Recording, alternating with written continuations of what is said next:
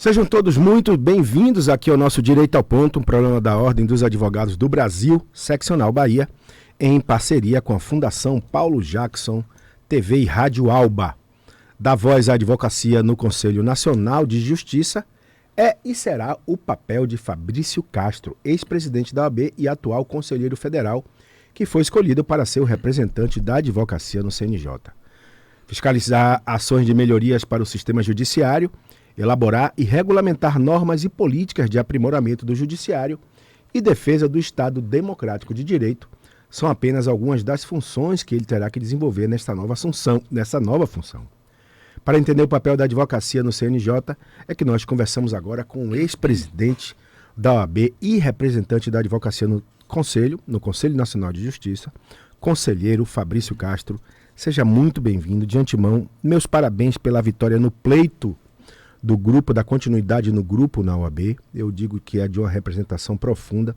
Eu sempre falo aqui sobre Luiz Viana e você como mola motriz dessa nova advocacia que a Bahia tem. Então receba meus parabéns. Seja muito bem-vindo aqui no nosso Direito ao Ponto.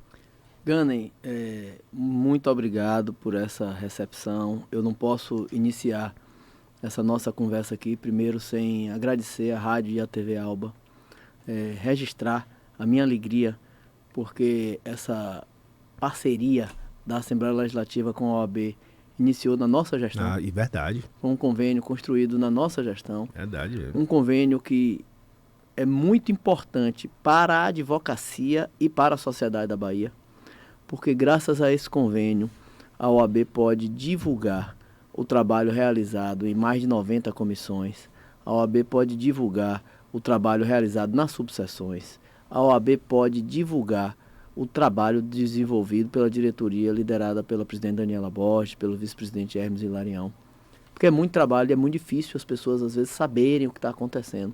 Verdade. E ao mesmo tempo que a OAB tem a possibilidade de fazer essa divulgação, a Assembleia Legislativa presta um serviço público, porque o trabalho que a Ordem faz vai muito além de fiscalizar e trabalhar pela advocacia. A Ordem tem uma função de ser a voz constitucional do cidadão. E quando a Assembleia abre esta possibilidade, ela está prestando um serviço inestimável a toda a sociedade da Bahia. Agradeço também os seus parabéns. A OAB é uma coisa muito interessante, porque a OAB está sempre avançando. Eu digo que a OAB nunca está continuando, ela está sempre avançando. Se você for ver as transformações que acontecem de uma gestão para outra, Daniela, por exemplo, está no segundo mandato. O segundo mandato de Daniela já é diferente do primeiro mandato. É diferente nas pessoas, é diferente, porque mudam as pessoas. Verdade. É diferente nas pessoas, é diferente nos projetos, é diferente nos desafios. O grande desafio que nós temos é construir uma ordem que esteja à altura da necessidade da advocacia, mas que esteja moderna de acordo com as necessidades do seu tempo. Sim. As necessidades da advocacia em 2013, quando Luiz Viana iniciou o primeiro mandato, eram umas. Hoje, no mandato de Daniela Borges, já são outras. Comigo, já eram outras diferentes. Então, assim, eu acho que Daniela tem conseguido liderar uma OAB atenta ao seu tempo. Isso eu fico muito feliz de participar e ter ajudado a construir uma OAB de verdade, uma OAB que efetivamente está a serviço da advocacia e do cidadão. Agora, presidente, eu vou lhe chamar sempre de presidente, me permita, porque é o que mais toca, porque seu período na presidência da OAB Bahia foi o período mais difícil da história da humanidade.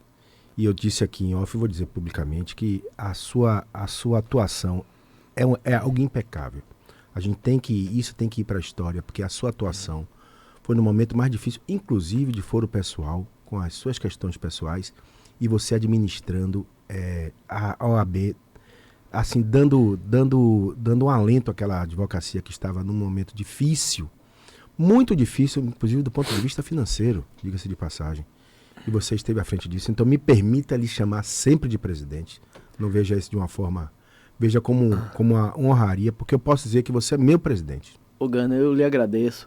Eu vou dizer ao telespectador que abata um pouco os elogios. Não, é verdade. Abata um pouco os elogios, porque Ghnen tem comigo uma relação que é uma relação de amizade, de estima, uma relação de profundo respeito e admiração. Ele sabe que a recíproca é mais do que verdadeira. Ele sabe a importância que ele tem hoje para o sistema OAB, ele que desde o início está nesse convênio. De fato, Ghnen foi um período difícil. Verdade. Muito. Foi um período difícil para toda a humanidade, para todas as empresas, para todas as instituições, para as pessoas de uma forma geral. E às vezes a gente esquece, né? Mas assim, a verdade é que quando eu penso, Ghnen, aquele início, que um advogado me ligava, dizia: presidente, não pode suspender prazo, porque se suspender prazo, eu vou morrer de fome. Os processos não podem parar. Verdade. E eu pensava, ele tem razão. Mas 5 minutos depois dizia um outro advogado: presidente, eu moro com pais idosos. Eu não posso sair de casa. Eu não tenho como receber documento. Eu não tenho como ir ao meu escritório. Como é que eu vou realizar um prazo? Eu não tenho como fazer isso. Então tem que suspender o prazo. Então nós vivemos um momento naquela oportunidade, um verdadeiro drama humano, que a gente não sabia o tamanho e o impacto da doença. Era naquele momento incontrolável. Eu tinha as minhas questões pessoais graves, outras pessoas também tinham, um medo muito grande e ao mesmo tempo as pessoas sofrendo consequências de sobrevivência. Então assim, eu vou lhe dizer, foi para mim o momento mais difícil da minha vida. Algumas pessoas dizem: Fabrício, como eu não fui candidato à reeleição, né? Uma pessoa diz: você foi presidente da pandemia, você poderia ter ido para a reeleição, alguma coisa assim. Mas eu vou lhe dizer uma coisa, Ghnen, eu sou muito realizado com tudo que eu fiz até hoje, e muito feliz. Acho que o mandato da pandemia valeu por uns 3. Valeu por uns 10. Valeu por uns 3. Você envelheceu 10 anos em 3. Eu estou muito feliz. Assim, acho que foi muito bom para a OAB uma renovação, né? Como eu disse antes, eu acho que Daniela deu um arejamento à ordem. A OAB da Bahia hoje tem uma OAB que está à frente do tempo. A OAB da Bahia foi a primeira OAB que cumpriu a paridade antes de ser lei. A OAB da Bahia tem hoje à sua frente uma presidente que eu digo onde eu passo. Não sei se você já ouviu dizer. Daniela Borges é hoje a maior liderança feminina da advocacia no Brasil. Verdade. No Brasil. E isso é uma contribuição que a OAB da Bahia dá para toda a sociedade brasileira. As pessoas muitas vezes não analisam, mas é verdade. Então, assim, eu acho que eu cumpri a minha função. Modéstia à parte, acho que cumpri bem a minha função. Da minha forma, continuo colaborando discretamente, sempre estando disponível para quem quiser, mas cumprindo o meu papel. Tá certo? Hoje, quem tem que estar à frente da OAB da Bahia é Daniela Borges, é Hermes Hilarião, e eu, Luiz, e tantos outros que ainda participamos. A nossa função é ajudar. Nossa função não é mais estar à frente. Nossa função ao contrário, é estar atrás para ajudar quando necessitado. Verdade. Agora, vamos para cá. A conselheiro do CNJ. As pessoas nunca sabem, ou se sabem pelo que vem da imprensa. O papel do CNJ dentro do judiciário. Qual é o grande papel? Primeiro, a gente precisa fazer um esclarecimento. As pessoas não entendem muito a própria função para a qual eu fui designado. O CNJ ele tem 15 conselheiros. Presidido pelo presidente do Conselho Federal, o corregedor do CNJ é o ministro do STJ, o ministro Campbell. A OAB, ela indica 2 conselheiros. Ela tem 2 conselheiros que têm mandato. Esses conselheiros, eles têm a função de julgar, eles compõem o colegiado. Mas, além de indicar 2 conselheiros, tanto a OAB como o Ministério Público Federal, elas indicam representantes que têm voz no CNJ, que é a minha função. Eu sou um representante da sociedade civil, sou um representante da ordem, e eu me manifesto nas sessões, sem, no entanto, ser conselheiro, tá certo? Até porque se eu fosse conselheiro, eu não poderia advogar, e esse advogado que vos fala precisa advogar para o dia a dia, tá certo? Mas, assim, aí eu, tendo feito esse esclarecimento, sim, eu vou lhe dizer a função do CNJ e depois a importância que a advocacia tem, o papel que a advocacia pode cumprir nesse momento. O CNJ, ele foi objeto de uma reforma constitucional. Ele foi criado por uma reforma da Constituição brasileira que precisava abrir o Poder Judiciário. O Poder Judiciário é um poder muito encastelado e um poder que, verdade seja dita, o magistrado, ele não é vocacionado para a gestão. É natural, porque não há uma preparação para isso. O magistrado ele não tem culpa disso. E o CNJ, que ele passou a ser responsável por quê? Pelo controle externo da magistratura. Então o CNJ ele tem função, primeiro uma função correcional, importantíssima. Eu já participei, desde a minha designação, de 2 sessões e vejo o trabalho que está sendo realizado. Sim, o CNJ faz a correção, muitas vezes avoca correções que estão sendo feitas no tribunal local, aprecia a atuação dos magistrados, absolve quem tem que absolver, condena quem tem que condenar, faz medidas educativas, faz os PADs para fazer a composição com os magistrados. Então, uma atividade correcional que é realmente muito importante. Verdade. E o CNJ tem uma outra função que é tão importante quanto, que é a função normativa. Eu costumo dizer, Gani, que em qualquer atividade, a atividade de pensar é mais importante do que a atividade de realizar. Então, assim, se você for observar o Poder Judiciário, da criação do CNJ para cá, tem sido objeto de uma série de transformações, uma série de reformas, porque hoje existe um órgão que tem a vocação para pensar o Poder Judiciário. Quando você pensa, por exemplo, em processo judicial eletrônico, onde é que isso foi pensado? Aonde é que isso foi desenvolvido? Foi no CNJ. Então, só para esclarecer, você tem uma cadeira, vamos colocar assim, uma cadeira no assento da administração que tem... Nas sessões do CNJ, toda sessão a gente se manifesta nos processos de interesse da advocacia, enfim, e é uma possibilidade grande de contribuição. Exemplo, nós tivemos uma participação agora, eu até vou publicar um artigo a respeito, a questão da advocacia dativa. Sim. Essa é uma questão interessantíssima, muito importantíssima, e é uma questão que tem diferenças no Brasil inteiro.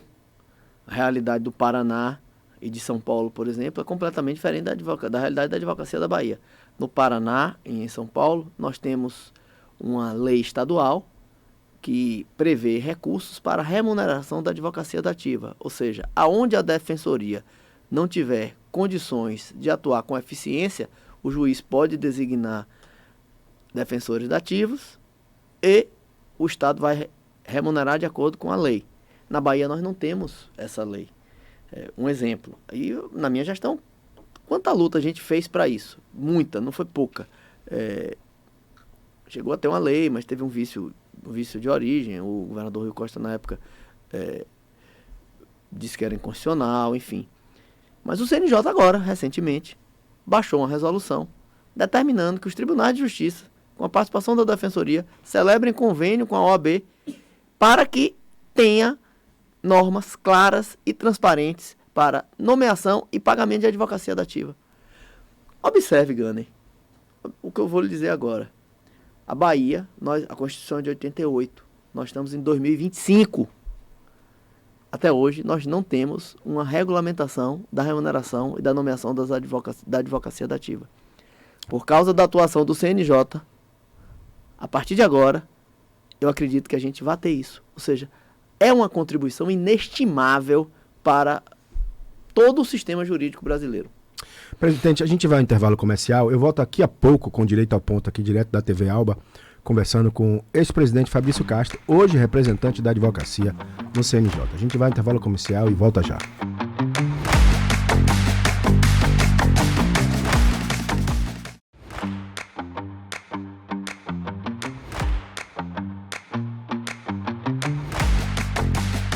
Estamos de volta conversando com o ex-presidente Fabrício Castro, ex-presidente da OAB Bahia e representante da advocacia no Conselho Nacional de Justiça, eleito agora representante da advocacia.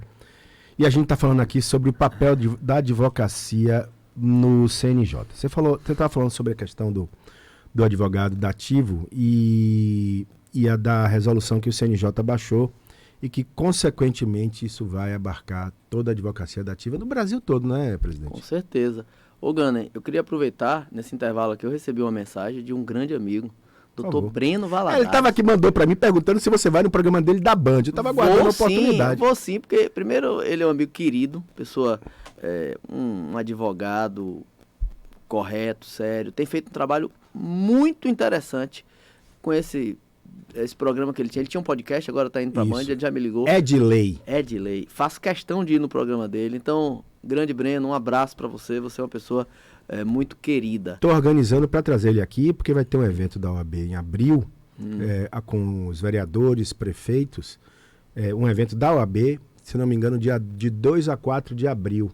Eu estou vendo aqui se eu consigo trazer ele aqui na semana, falar com o vice-presidente Hermes Hilarião, para ver como é essa questão da agenda da OAB, para trazer ele aqui, que eu acho que é importante, porque é um evento da OAB. Claro. E ele está à frente disso. Claro. Grande amigo, grande advogado aqui desta casa, inclusive. Uma oportunidade, inclusive, de colocar ele do outro lado.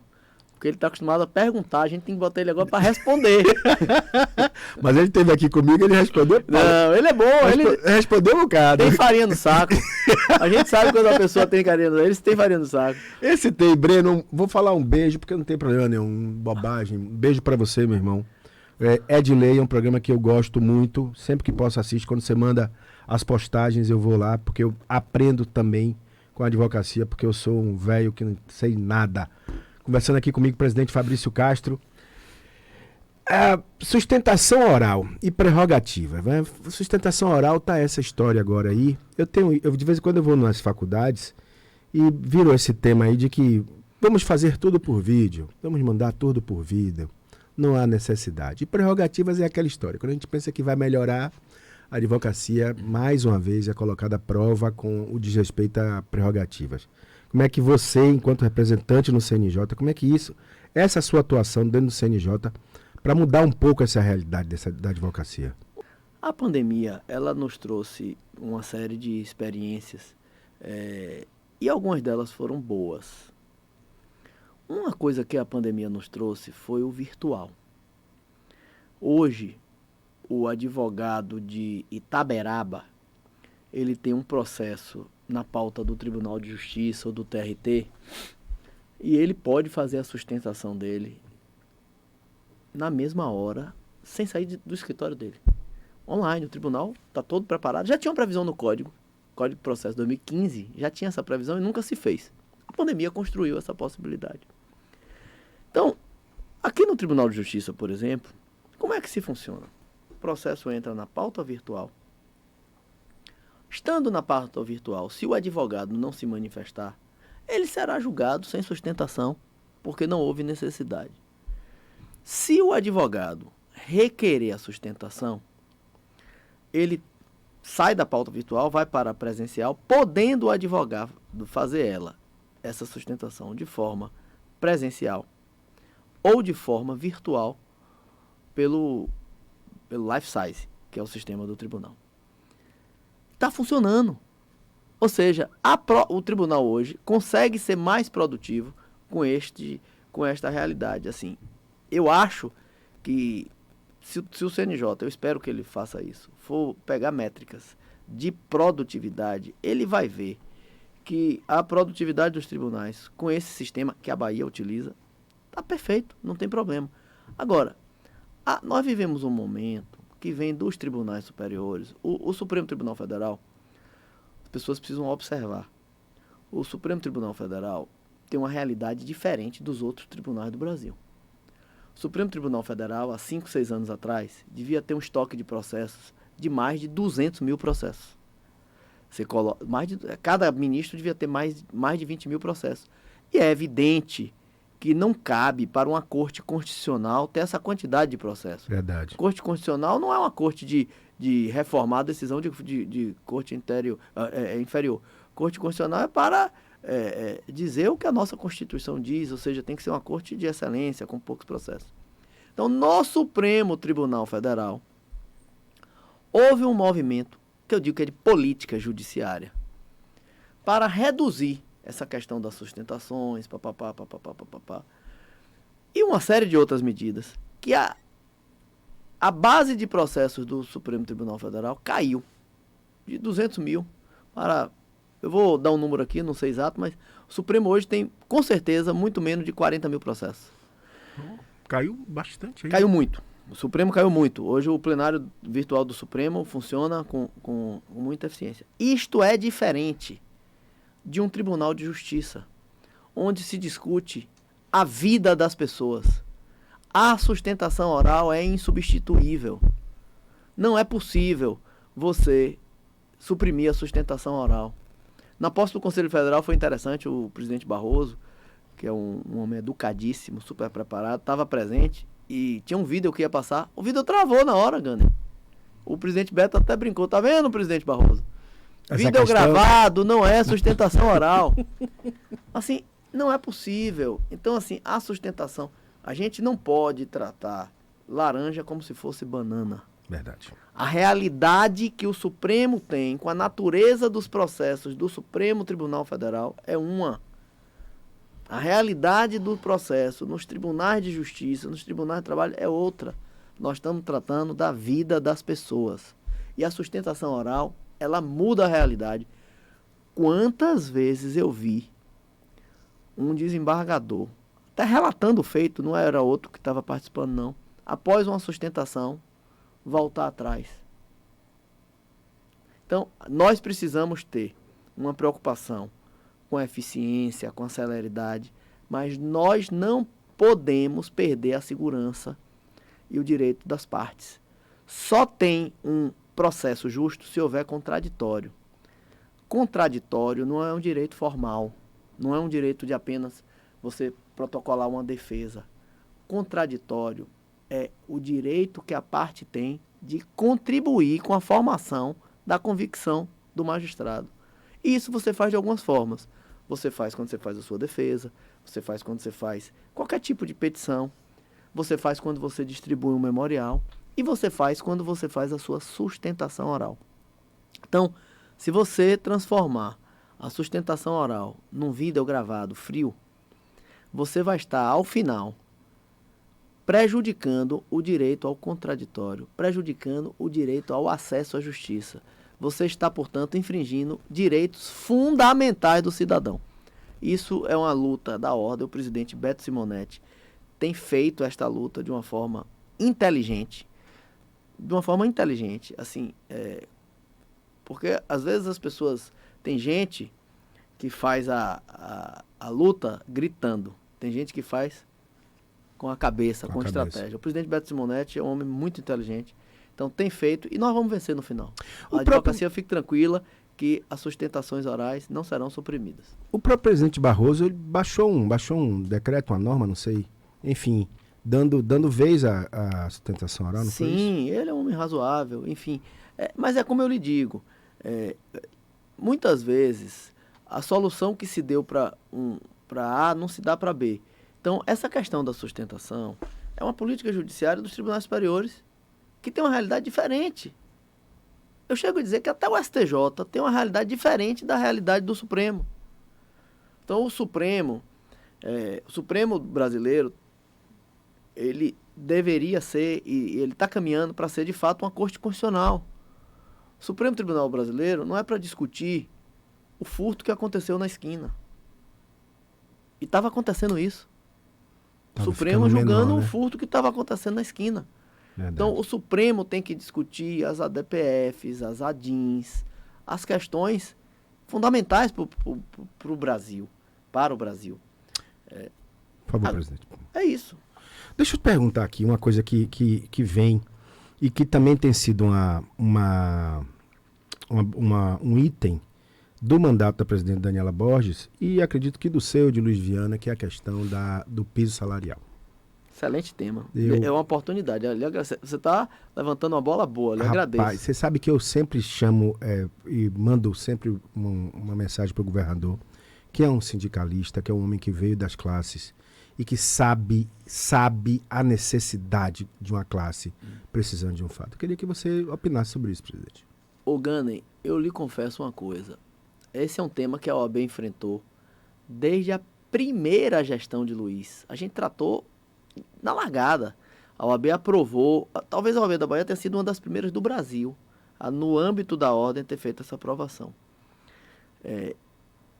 Eu não entendo até hoje as razões, porque eu preciso explicar primeiro para quem está nos ouvindo, Sim. que para que tenha o piso, é preciso que tem duas possibilidades. Ou você tem um acordo entre o sindicato dos advogados e o sindicato da sociedade de advogados, mas esse sindicato na Bahia não existe. Então, portanto, não tem a possibilidade de ser por acordo coletivo ou por lei estadual, cuja iniciativa necessariamente tem que ser do governador. Não adianta os 63 deputados aqui disserem, não, a gente aprova. Tem que ser... A mensagem tem que vir do A mensagem tem que vir do governo. Eu tenho muito respeito pelos governadores que passaram. Nesse caso, Rui Costa e agora Jerônimo. Eu não vou dizer Jacques Wagner, porque Jacques foi no início da gestão Luiz, eu acho que estava ainda em discussão, essa pauta não chegou ainda no governo dele. Mas tanto no governo Rui Costa, nos 8 anos de Rui Costa, a gente insistiu muito. Eu tenho o maior respeito pelo governador Rui Costa. Acho um homem de bem, um homem sério, um homem trabalhador, um homem... Muito. Um homem correto, assim. Trabalha muito. Um homem, assim, eu tenho muito respeito por ele. Mas eu não entendo a razão para esse assunto não ter sido tratado. Porque, primeiro, não tem ninguém contra. Não vejo assim. Tem coisas que são... Tem uma disputa, não tem todo mundo mandando para essa casa, 63 votariam a favor. Todo mundo vota a favor. Até pela origem do governador, como você disse, uma origem sindical, enfim. Eu não entendo. Com o governador Jerônimo, o sentimento que eu tenho, eu não tenho informação, mas eu tenho um sentimento. A impressão que eu tenho é que ele vai se sensibilizar com esse tema. Com certeza. Conversando outro dia com a presidente Daniela e com o vice-presidente Hermes, o secretário de Justiça, mando um abraço para ele, o secretário Felipe, tem tido uma sensibilidade também para esse tema, é advogado, assim, conhece essa realidade, tem feito esforço. Outros colegas que têm inserção no governo também têm colaborado. Eu acredito que agora vai. Eu acredito que agora vai. É um sentimento, eu acho que já passou da hora, e a ordem, as pessoas precisam entender.